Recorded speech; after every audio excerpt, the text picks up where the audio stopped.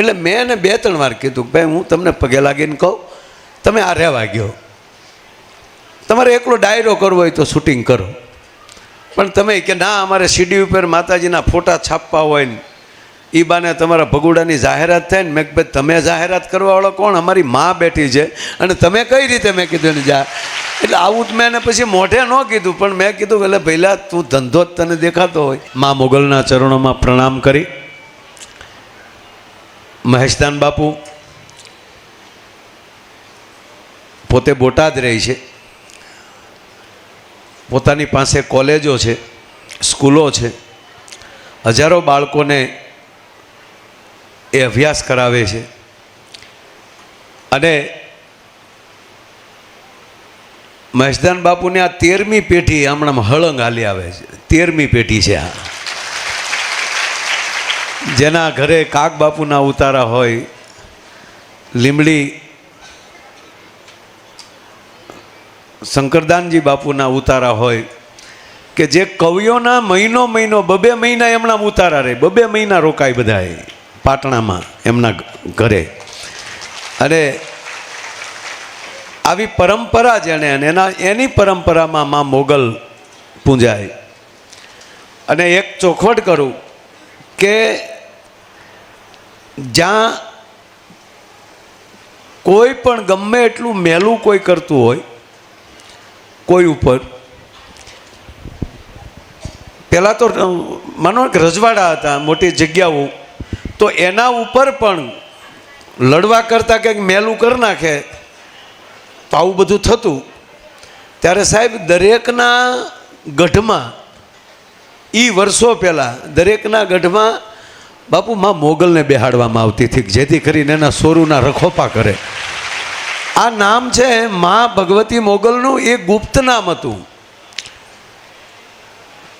માણસ ખુલ્લું લેવામાં બીતો કે એનું નામ ન લેવાય, આપણાથી ભૂલ થઈ ગઈ હોય તો. એટલે કોઈ નામ ન લેતું.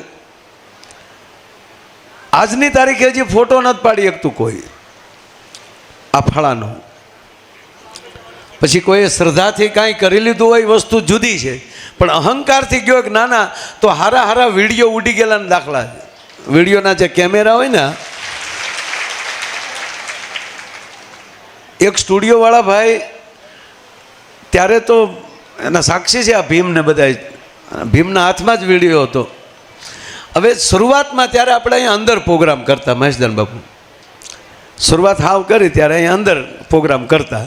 અને ત્યારે આ સીડી કેસેટનો જમાનો, અને એક ડાયરાની સીડી બનાવે તો ઘણું બધું કેમેરાવાળો રળી શકે. અત્યારે જેમ યુટ્યુબમાં માણસો રળવાનો ધંધો કરે છે, ગમે એવું એક વિડીયો મૂકી દઈએ ને એટલે માણસો જોવે ને એને રૂપિયા મળે છે, એટલે ગમે એવા કોઈ વિડીયા મૂકતા હોય છે. એ રીતે પહેલાં સીડી વેચાતી હતી. હવે ત્યારે એક મોટો સ્ટુડિયોવાળા, મારે નામ નથી દેવું, ભીમ, બહુ મોટો સ્ટુડિયો એનો, ને પોતે બીજા જિલ્લાના. હવે હું એને ના પાડું કે ભાઈ હું તમને શૂટિંગ નહીં કરવા દઉં, તો એને શું થાય કે આ માયાભાઈ કલાકાર છે ને એટલે એને ધંધાનું હશે, એને કરવું હશે, અથવા તો એ ન કરે, કોઈ ન કરવા. એટલે મેં એને 2-3 વાર કીધું કે ભાઈ હું તમને પગે લાગીને કહું, તમે આ રહેવા ગયો, તમારે એકલો ડાયરો કરવો હોય તો શૂટિંગ કરો, પણ તમે કે ના અમારે સીડી ઉપર માતાજીના ફોટા છાપવા હોય ને એ બાને તમારા ભગુડાની જાહેરાત થાય ને. મેં કે ભાઈ તમે જાહેરાત કરવાવાળો કોણ? અમારી માં બેઠી છે અને તમે કઈ રીતે? મેં કીધું ને જા. એટલે આવું જ મેં એને પછી મોઢે ન કીધું, પણ મેં કીધું એટલે પહેલાં તું ધંધો જ તને દેખાતો હોય તો આમાં એ નથી, આ તો શ્રદ્ધાનો વિષય છે. એટલે મેં પછી ના ન પાડી. એણે કેમેરો ભીમને પકડાવ્યો. હવે ભીમે હલવાનો જો અહીં બેઠો છે. કેટલા વર્ષ થયા ભીમ? એને 28 જેવું ખરું, આ 15-17 વર્ષ થયા, બરાબર. હજી તાજી સીડીયું ત્યારે.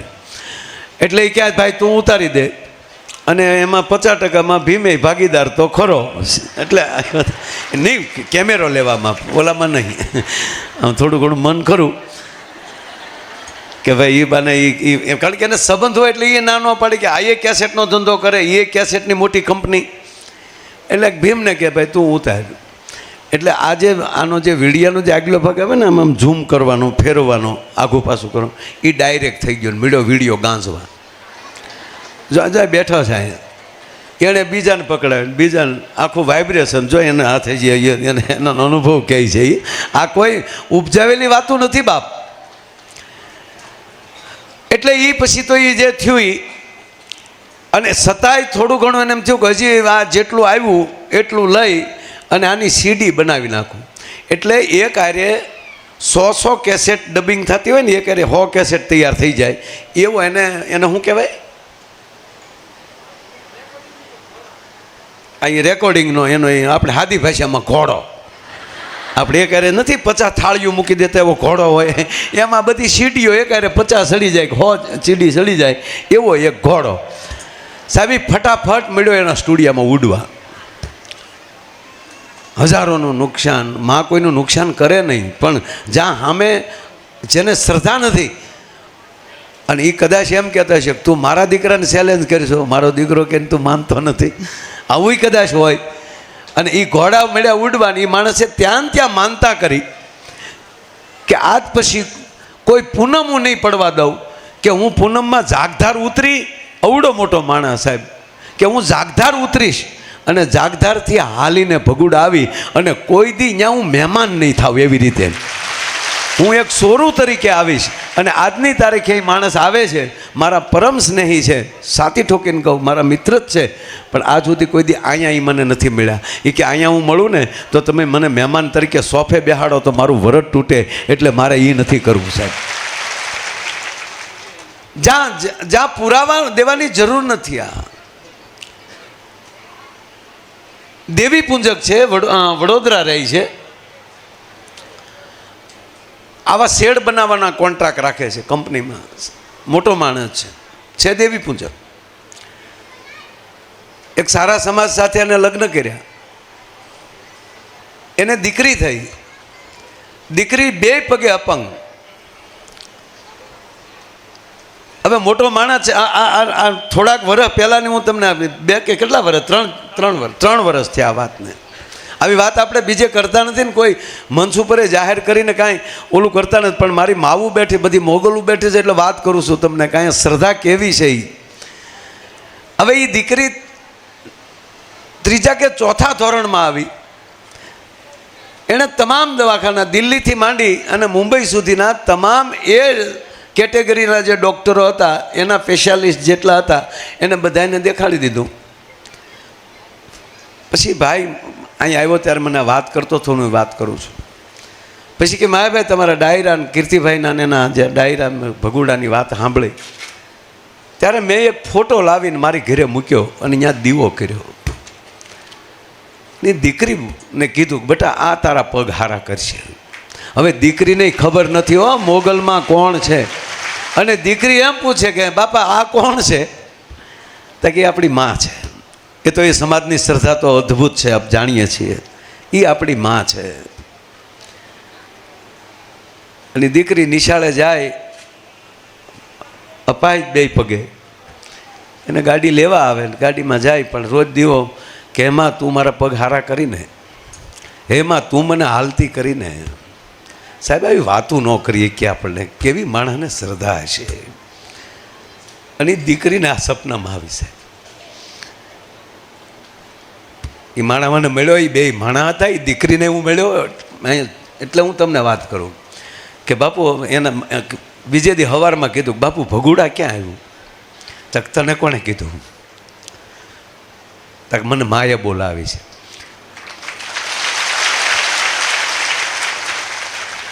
એ ભાઈ મને ફોન કરીને કીધું કે તમે ભગુડા આવો, એટલે હું અહીંયા બીજી વાર પગે લાગવા આવ્યા ત્યારે હું હાજર હતો ને. એણે માંડીને વાત કરી, વાત કરું એ કે બાપા મને ભગુડાનું કીધું છે. એ માણસ કે હું ભગુડાનું પૂછીને ભણેલ ગણેલ માણસ, અત્યારે તો મેપમાં નાખે તો એ મળી જાય. એ કે અમે પાર્કિંગમાં ગાડી રાખી ત્યારે દીકરી એટલું બોલી કે બાપા હવે તમે ઉતરી જાઓ તો ગાડીમાંથી, અને ઓલી બાજુથી વિડીયો ઉતારો તો. કે કેમ? તક મને માએ કીધું કે તારે હાલીને આવવાનું છે. અને સાહેબ એ વિડીયો મને દેખાડ્યો, એ દીકરી એની હિંમત અને એનો ભરોસો. બાપુ એ હાલીને એ વિડીયો એમણે ઉતારતા જાય, ઉતાર બાપુ વિડીયો. અને જાણે કેમ એને એની કુળદેવી મેલડી સપનામાં આવી હોય કે પછી મોગલ આવી હોય, પણ કે જા ભગુડા તું, અને ન્યાલી તને હાલીને, અને એ સાહેબ હાલીને અહીંયા માને દર્શન કરે. આ શ્રદ્ધાની પરાકાષ્ઠા. એણે કેટલા વર્ષ પીડા ભોગવી છે, કેટલી વર્ષ એ શ્રદ્ધાનો થ્રો થયો છે. અને કોરી સિલોટું હોય ને એમાં સરસ લખાઈ જાય. આપણને કાંઈક ને કાંઈક બુદ્ધિ હેરાન કરી નાખતી હોય છે.